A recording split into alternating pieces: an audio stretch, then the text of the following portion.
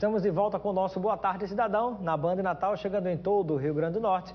E agora vamos conversar com Éden Lemos, que é o presidente da Federação Espírita do Rio Grande do Norte. Seja bem-vindo ao nosso Boa Tarde Cidadão.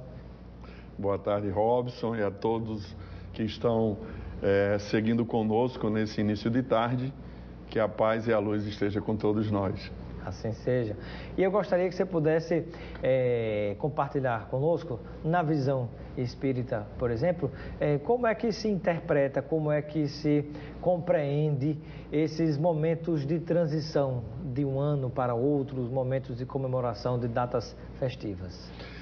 O Espiritismo respeita o processo cultural humano, que é diverso, e é óbvio que na cultura humana a conclusão de um ano, de 365 dias de lutas, de construções, é sempre um momento simbólico de recomeço, de um novo ciclo.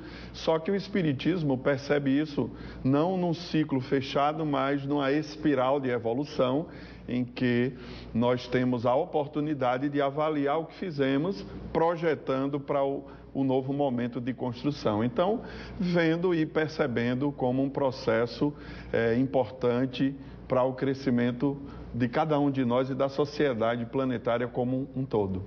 Porque um fato interessante, eu tenho dito aqui, que o tempo, ele é um recurso metodológico, né? A medição do tempo, né? Ele é uma criação dos humanos, né? Para a gente tentar construir calendários, né? Até existem no mundo calendários diferentes, contagem de calendários diferentes na própria história da humanidade e formas diferentes de se contar também o próprio tempo. E esses momentos onde você marca meses e anos, né, servem na prática como momentos de você imaginar que um ciclo se fechou e outro ciclo vai iniciar, para a partir daí fazer avaliações positivas e negativas e tentar melhorar. Exatamente. E nessa perspectiva nós temos que aprofundar um hábito que ainda não está presente no cotidiano dos seres humanos da nossa atual condição evolutiva, que é o autoconhecimento, buscar compreender a si mesmo dentro dessa dinâmica social e a partir daí a gente de fato ter condições de fazer uma análise mais profunda. E na perspectiva do Espiritismo, essa análise, ela considera de forma prioritária o pensamento de Jesus, só que numa perspectiva diversa da teologia dogmática. O Espiritismo pensa de forma diversa o pensamento de Jesus. Como é que pensa então? Como seria essa forma diversa?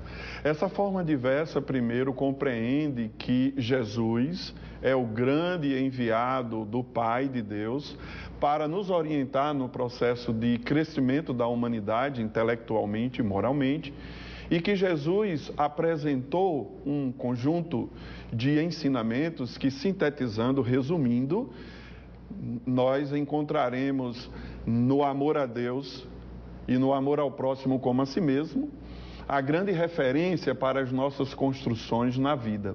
Então, com base nesse pensamento... Seria um código de conduta, de convivência entre seres humanos. De ética, né? De respeito ao outro, ao diferente, às divergências. Exatamente. Então, Jesus, ele mesmo colocou que não veio ao mundo para um povo só, mas para toda a humanidade. A partir de Jesus, o pensamento de Jesus construiu um conceito de família planetária, não é? Então, nesse sentido, ele revolucionou a ideia que a época dele, historicamente, a divisão dos povos, o desrespeito, a exclusão das pessoas, não é? Era algo extremamente... a escravização das pessoas, o desrespeito ao direito à vida e várias outras dimensões da existência humana, era muito comum, era muito aceito. Mas Jesus vem trazendo uma visão de que todos somos iguais, no sentido de que somos filhos de Deus, todos temos que nos respeitar, que a diversidade cultural é algo estabelecido pelo próprio Pai para o aprendizado do Espírito ao longo do tempo, e assim sucessivamente a gente sai daquela ideia de que o meu grupo que aceitou Jesus é aquele que será favorecido na concepção da teologia dogmática é o que será salvo. Na verdade, o Espiritismo pensa diferente. Todos nós construímos a nossa salvação a partir dessas experiências de erros e acertos, avançamos e Deus acolhe a todos e cuida de todos dentro de um processo mais amplo de evolução do que uma só existência no corpo físico. E eu gostaria que você pudesse compartilhar com o nosso telespectador. Manda a sua pergunta, sugestão, um comentário, participe com a gente. Anota aí o telefone 999229519 para você interagir com a gente de qualquer cidade do Rio Grande do Norte. E eu gostaria que você pudesse conversar com a gente também dentro dessa informação que você acabou de colocar a respeito de momentos de intolerância que nós vivenciamos muito desde os períodos antes das próprias eleições. Aliás, um pouco antes, o Brasil tem passado por momentos de grande dificuldade, desde aquilo que se chamou de Jornadas de 2013, que levou ao processo de impeachment, sobre muitas contestações jurídicas e políticas, depois culminando com o processo eleitoral, e quando se imaginava que talvez houvesse uma certa pacificação, parece que ainda está muito difícil. Como conviver à luz dessa doutrina diante de um mundo e de um Brasil que parece que está ficando, infelizmente, mais intolerante? A grande questão que o Espiritismo coloca para nós compreendermos os grandes desafios das relações interpessoais e humanas, de grupos diversos dentro da sociedade humana, é o grande dilema da imperfeição do egoísmo.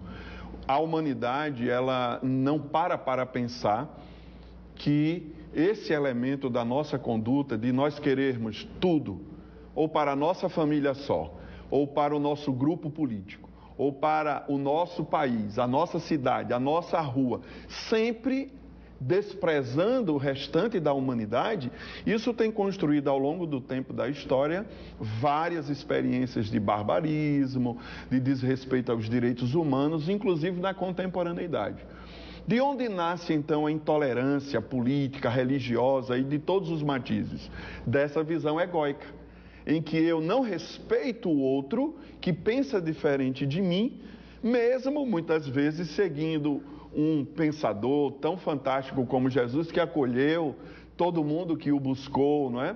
E acolheu leprosos, acolheu prostitutas, senadores, do cobrador de impostos, exatamente. Atendeu a mulher, colocou a criança na história como um ser importante, a mulher necessitando de mais respeito. Então, compreender Jesus no contexto histórico dele é descobrir a riqueza desse respeito a uma visão mais altruísta, em que eu estou mais preocupado em servir do que ser servido. Não que a gente não mereça ser servido também. É óbvio que na relação, é claro, ajudar e ser ajudado é algo extremamente possível de ser realizado, mas a maioria de nós está no mundo para atender os nossos interesses em detrimento, em desrespeito ao interesse dos que estão conosco.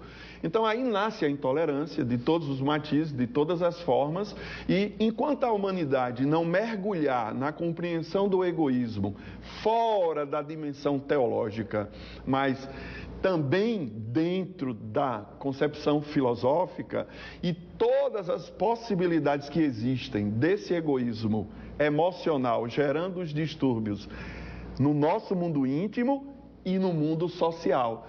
Porque o egoísmo, uma imperfeição humana, ela tem a dimensão da cognição, para que a gente entenda, do pensamento, mas também tem repercussões no mundo emocional, no mundo físico e nas relações sociais. Então, o grave problema do Brasil e do mundo hoje não é só o Brasil. A intolerância está no planeta como um todo. Inclusive, concordo com você, sendo potencializada mais ainda nesse momento em que nós estamos vivendo.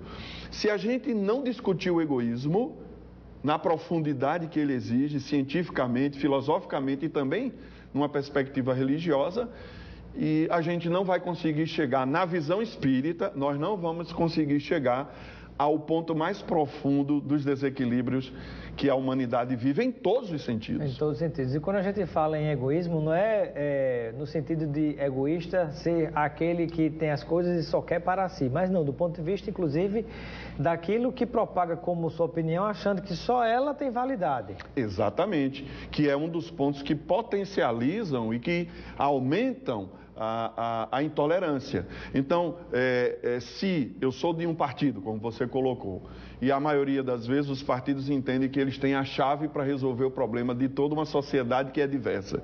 Se nós tivéssemos, imagine, uma preocupação em aprofundar o impacto do egoísmo na política humana, e aí não só partidária, mas em todas as relações humanas dentro da sociedade, a gente ia sentar para discutir a melhor proposta para aquele coletivo que nós representamos.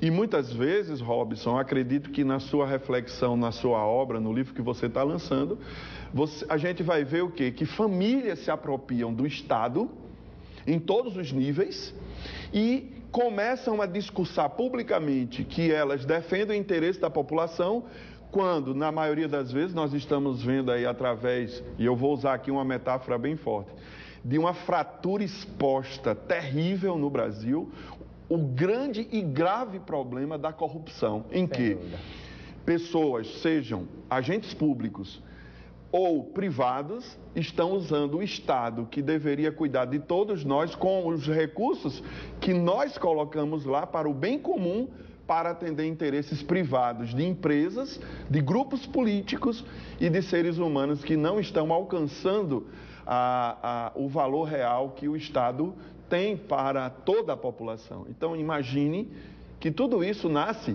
da perspectiva egóica, de querermos agir no mundo sempre focando nos nossos interesses pessoais ou de grupo, tá? E aqui eu queria dizer que o fato da gente se auto-amar, o auto-amor, não é egoísmo na perspectiva espírita, é a gente cuidar da gente. E quanto mais a gente cuida da gente, a gente descobre que tem que cuidar do ser humano. Porque o ser humano não se mantém sem a relação com os outros, com a natureza. Nós somos seres organizados dentro de um planeta que tem toda uma vida ecologicamente organizada, interpenetrando-se a todo instante, e ainda hoje nós achamos que a Terra é só nossa. Pois é. E aí, eu gostaria que você pudesse compartilhar conosco quais seriam as principais orientações, né, nessa virada de ano, nessa mudança de ciclo que a gente passa nesses momentos de festividades, né, que às vezes alguns se exacerbam na bebida e tantas outras coisas, outros se exacerbam de outras maneiras, mas alguns param inclusive para refletir um pouquinho também. E dentro de um ambiente de pensamento, de reflexão sobre a vida de cada um, eu gostaria que você pudesse apontar quais seriam 3 elementos que ajudariam as pessoas se organizarem mentalmente para conseguir traçar um ano melhor. Pronto. Nesse momento que nós estamos, é extremamente importante recolocar Jesus na concepção do Natal que nós construímos. Muitas vezes, nós que dizemos ser seguidores de Jesus, estamos mais focados na memória do momento da memória do nascimento dele, em questões de ordem mais material, de consumo, da vida dentro da estrutura do consumo, que hoje é extremamente dominante nas nossas relações.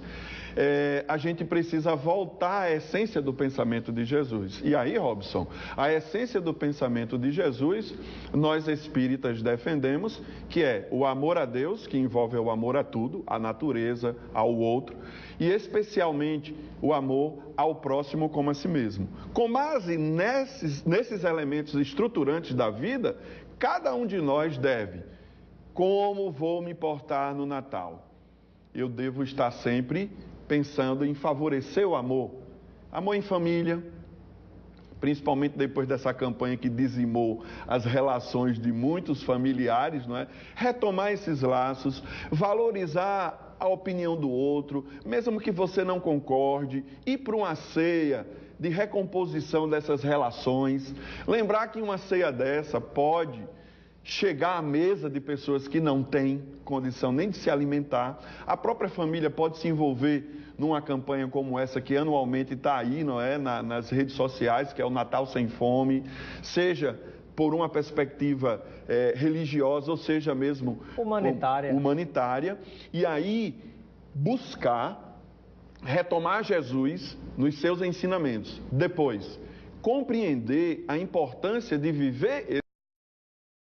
Amar ao próximo como a si mesmo e a Deus é cuidar da natureza, é cuidar da família, é cuidar da rua, é cuidar do bairro, é cuidar da cidade, do país, é cuidar dessas relações no trabalho, é poder avançar cada vez mais comprometido com uma vivência real da mensagem de Jesus.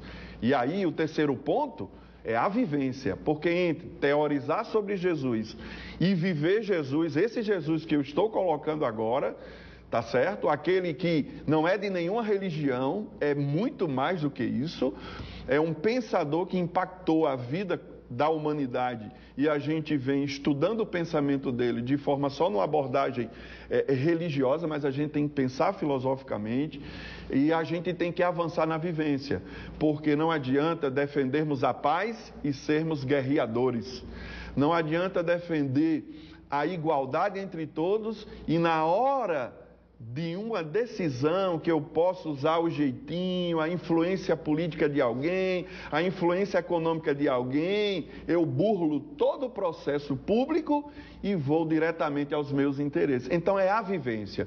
E começa por nós que dizemos ser seguidores de Jesus. Muito cuidado com isso. Muito bem. Antes de agradecer a sua participação, só quero reforçar aqui aos nossos telespectadores que já está à sua disposição a segunda edição, atendendo a pedidos, né? Graças a Deus o sucesso foi grande, a segunda edição do nosso livro Família e Política no Rio Grande do Norte, Alves Maia e o suporte do Senado. Como é que chegaram ao poder, o que vem fazendo para se manter, mesmo tendo perdido as eleições, como é que eles vão continuar influenciando, né, com as suas penetrações em diversos outros órgãos onde tem pessoas indicadas. Então tudo isso aqui no nosso livro você vai ter a oportunidade de acompanhar. Éder, e você vai encontrar inclusive lá na revistaria cultural que fica dentro do Nordestão Cidade Jardim e também na cooperativa cultural da UFRN. Passe lá, quem sabe pode ser uma opção para você como presente de Natal ou para você presentear outras pessoas também que gostem de política e queiram conhecer um pouquinho da nossa história política de maneira analítica. Bom, eu agradeço a sua participação, Éder, seja sempre bem-vindo. E receba o kit de produtos Lucena, que está com coisas maravilhosas aí de cestas de Natal, de Ano Novo, né, lá para... Muito obrigado, amigo. A loja lá está cheia de coisa bacana lá para quem quer comemorar as festividades. Muito obrigado. Ficamos por aqui com o nosso Boa Tarde Cidadão. Continue ligado na Band Natal. Um grande abraço e amanhã estaremos de volta.